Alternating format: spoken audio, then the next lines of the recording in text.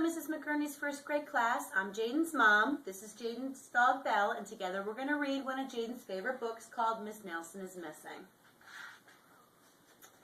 The kids in room 207 were misbehaving again. Spitballs stuck to the ceiling. Paper planes whizzed through the air.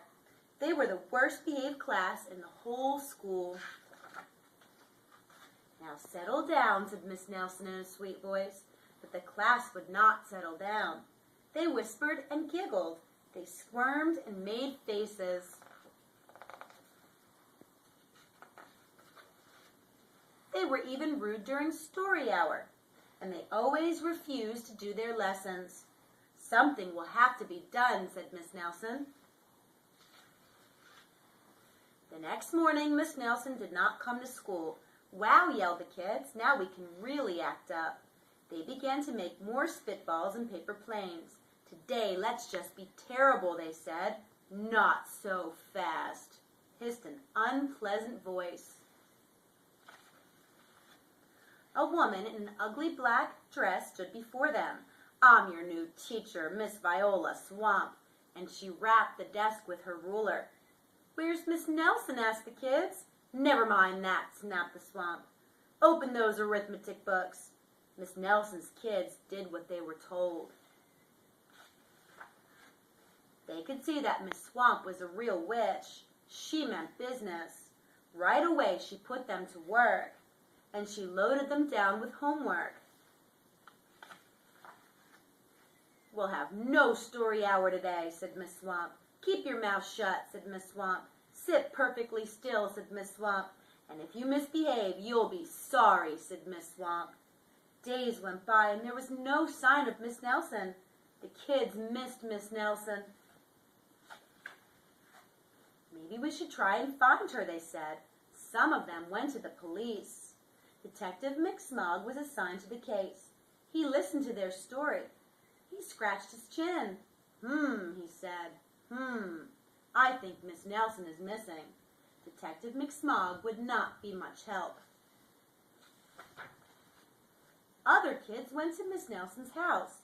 The shades were tightly drawn and no one answered the door. In fact, the only person they did see was the wicked Miss Viola Swamp coming up the street. If she sees us, she'll give us more homework. They got away just in time. Maybe something terrible happened to Miss Nelson. Maybe she was gobbled up by a shark, said one of the kids. But that didn't seem likely. Maybe Miss Nelson went to Mars, said another kid, but that didn't seem likely either. I know, exclaimed one know-it-all. Maybe Miss Nelson's car was carried off by a swarm of angry butterflies, but that was least likely of all. The kids in room 207 became very discouraged. It seemed that Miss Nelson was never coming back, and they would be stuck with Miss Viola Swamp forever. They heard footsteps in the hall. Here comes the witch, they whispered. Hello, children. It was Miss Nelson. Did you miss me? She asked. We certainly did, cried all the kids. Where were you? That's my little secret, said Miss Nelson.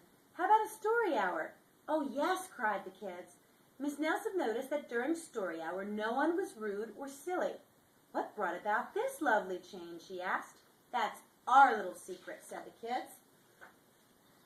Back at home, Miss Nelson took off her coat and hung it in the closet, right next to an ugly black dress. When it was time for bed, she sang a little song. I'll never tell, she said to herself with a smile. P.S. Detective McSmog is working on a new case. He's now looking for Miss Viola Swamp. The end. Hope you guys enjoyed that story. Have a great day.